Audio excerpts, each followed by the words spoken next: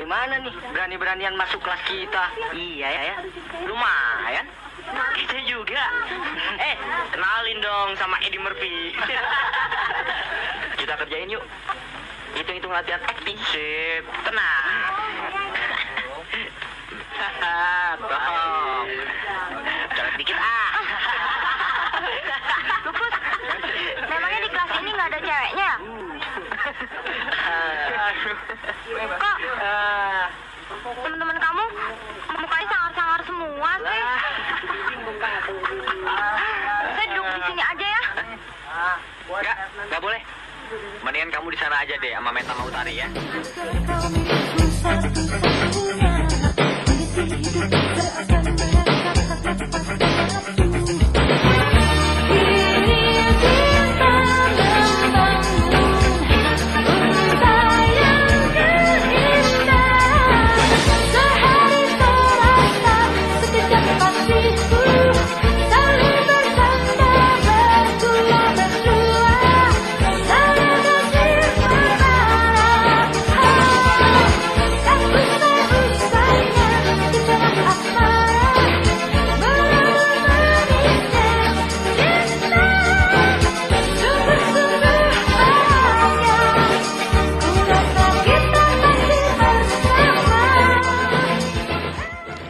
Assalamualaikum warahmatullahi wabarakatuh. Halo, apa kabar Cing? Selamat datang kamu-kamu semua yang pastinya keren-keren dan kece-kece abis. Saat kemarin Mimin naik bis 3/4 atau Kopaja atau Metro Mini, Mimin jadi keingat zaman-zaman SMA dulu yang pulang pergi naik kendaraan umum.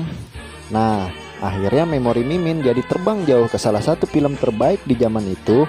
Atau mungkin sebagian dari kamu-kamu pernah alami masa muda di akhir dekade 80-an. Pasti sangat inget deh tentang film ini. Yaps, mari kita bernostalgia kembali. Film ini berjudul Lupus 2 dengan titel Makhluk Manis Dalam Bis yang rilis di tahun 1987, yang diperankan oleh artis keren dan cool Rian Hidayat sebagai Lupus, Agil Sahrial sebagai Boim, Silvana Herman sebagai Pipi.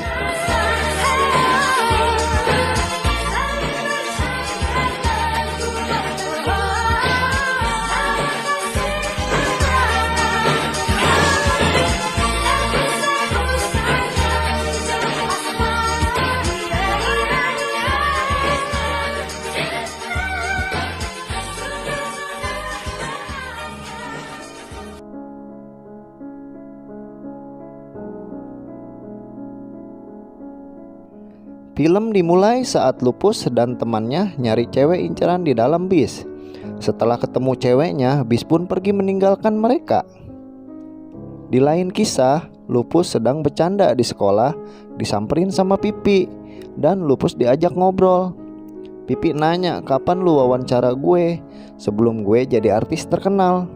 Lupus pun bingung, sejak kapan Pipi jadi artis? Di kantin, Boim gak nyangka Pipi bisa jadi artis. Dan cewek-cewek yang di samping nyeletuk, paling dia main sabun sama produsernya tuh. Lupus samperin cewek itu, main sabun gimana? Bisa aja Pipi ngelakuin apa yang diminta oleh si produser atau sutradara. Udah jadi rahasia umum deh.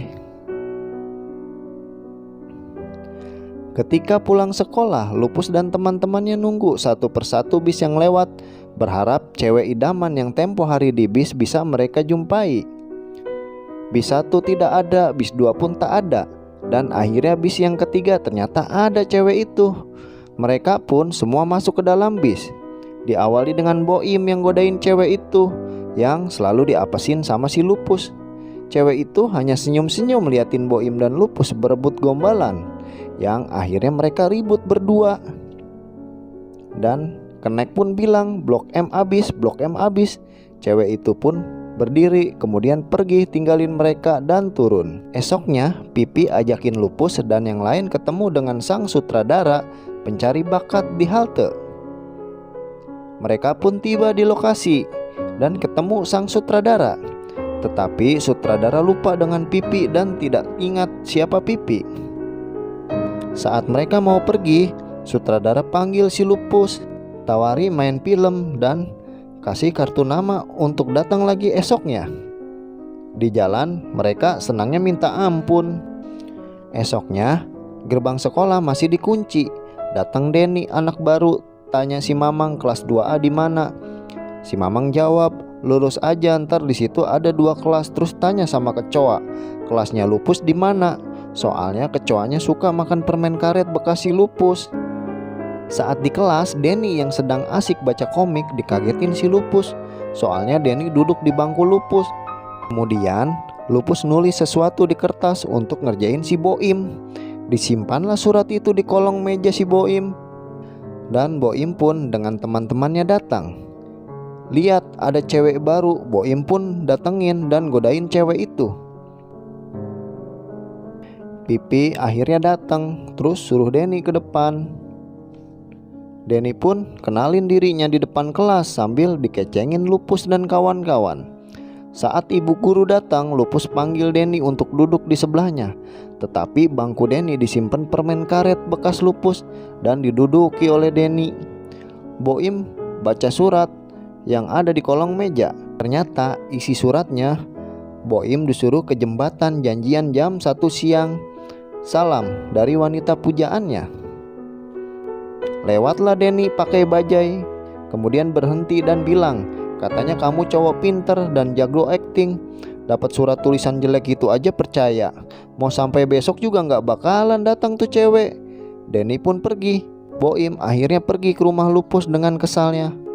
Keluarlah Lulu dan tanyain Lupus ada di mana. Ternyata Lupus belum pulang. Dilihat Lulu dandan rapih. Boim tanya mau kemana, mau renang. Si Boim akhirnya anterin Lulu. Di tempat lain ternyata Lupus pergi ke kantor produser film, ditemani sutradara dan gusur. Disuruhlah si Lupus bawa teman-temannya lagi oleh si produser. Lupus tanya, judul filmnya apa sih om? Pemburu Jin Iplik yang akan disiarkan ke seluruh dunia. Lupus pun datengin rumah Rini untuk ajak ke produser film. Ketemu sama bapaknya yang botak. Kemudian bapaknya tanya, rambut anda kok gondrong sekali? Apa di sekolah nggak ada aturan untuk rambut rapi? Lupus bilang, bapak iri ya, rambutnya nggak tumbuh lagi. Bapaknya selalu cari-cari alasan agar Lupus pergi. Sampai malam tiba, Lupus masih betah di rumah. Kemudian dimatiin saklar listrik oleh bapaknya. Dan Lupus pamit karena sudah malam. Akhirnya bapaknya Rini bilang, alhamdulillah kamu pulang juga. Esoknya Lupus pergi ke rumah Boim. Didapetin si Boim masih ngerek tidur. Dibangunin sama Lupus, dia masih ngerek. Dan Lupus bilang ada cewek tuh di luar caem banget. Si Boim pun bangun. Kemudian mereka pun ngocol. Boim minta tolong ke Lupus, bilang dia lagi bokek, mana entar janjian sama cewek. Boim pinjem uang ke Lupus, tapi Lupus lagi cekak. Boim minta tolong Lupus untuk pinjemin ke teman-temannya.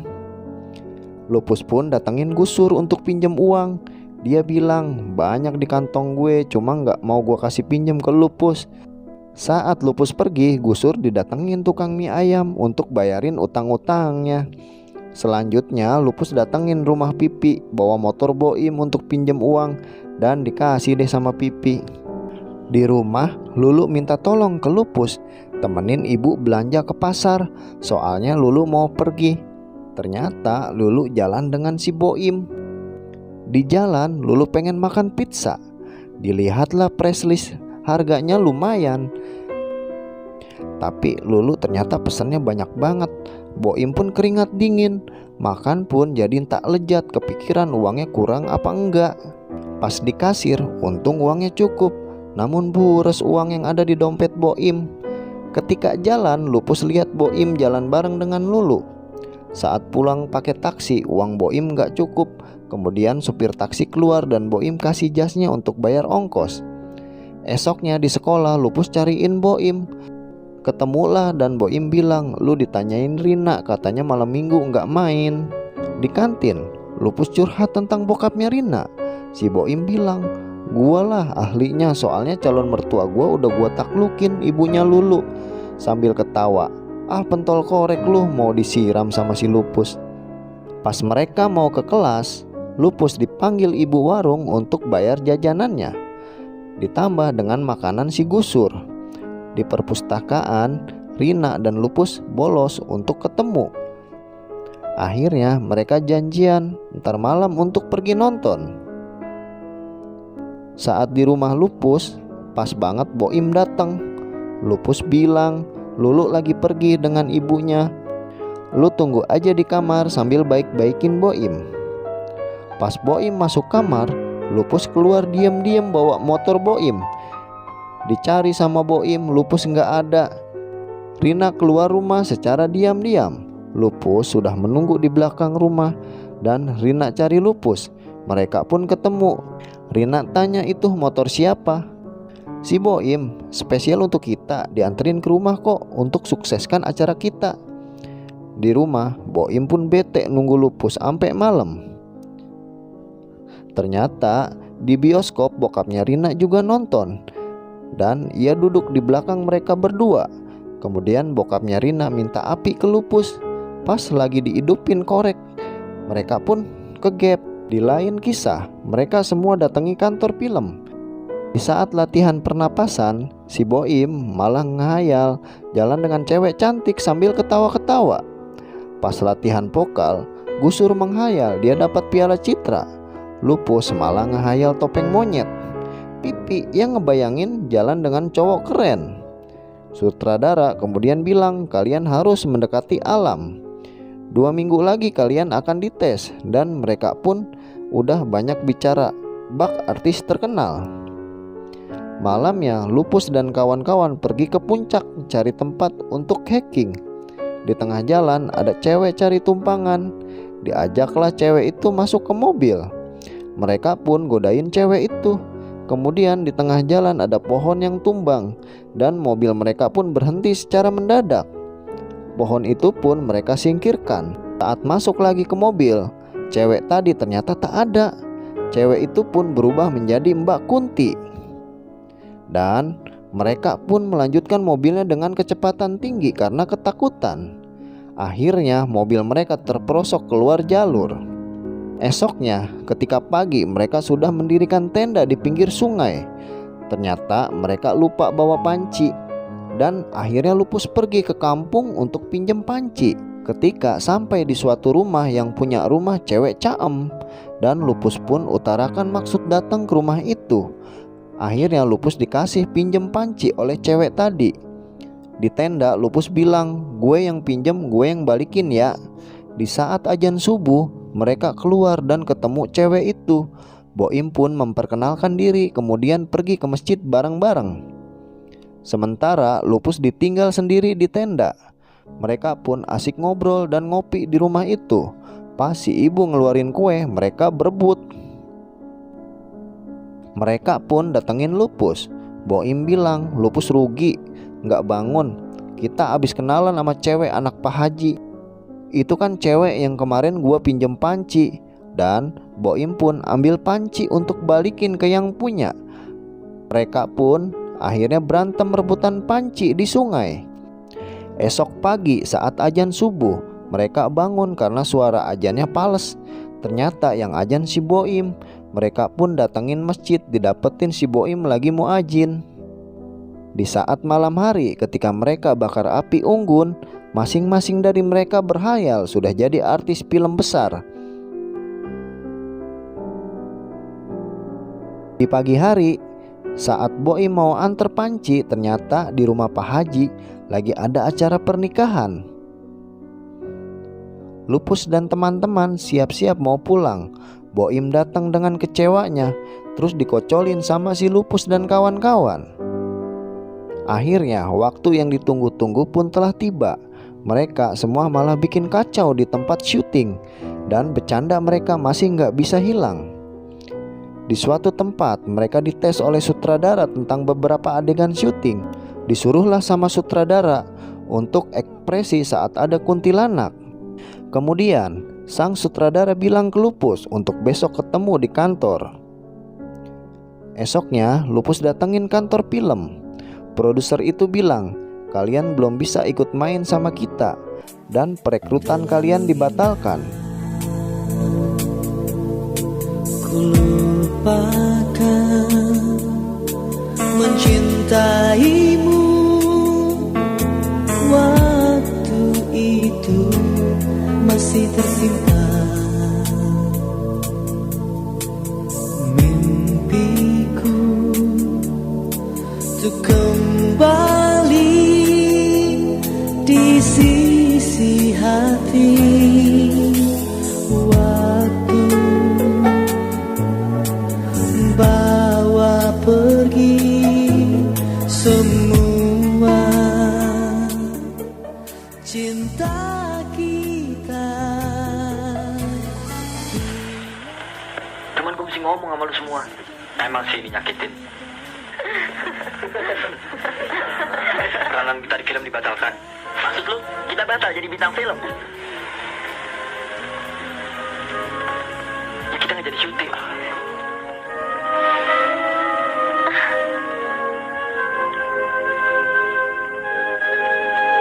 Kasarnya ya gitu.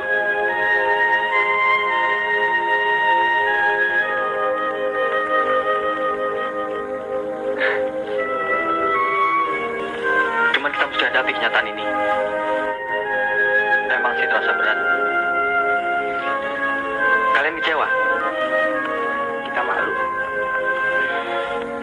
Tentu aja. Kita nggak perlu kecewa. Tapi kita dibohongi, Pus. Gua tahu lu juga kecewa, Pus. Gak usah pura-pura.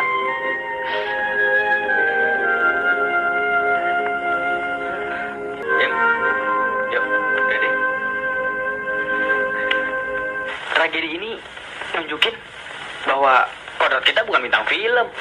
Perjalanan kita tuh masih jauh. Tiap orang tuh ada tempatnya masing-masing. Kamu, Vi, jadi artis bohong-bohongan. Lu, Im, jadi playboy. Biarpun lu gak pernah sukses. Ya, gue sendiri jadi cowok kece.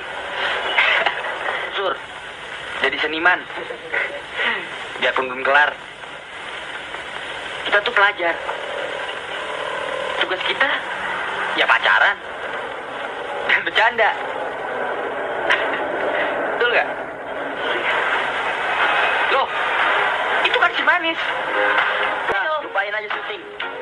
Kita kejar yuk. Film ini pun selesai. Bila kamu suka dengan alur cerita film ini, jangan ragu untuk pencet tombol subscribe di bawah. Sampai jumpa di alur cerita film berikutnya. Terima kasih. Wassalamualaikum warahmatullahi wabarakatuh.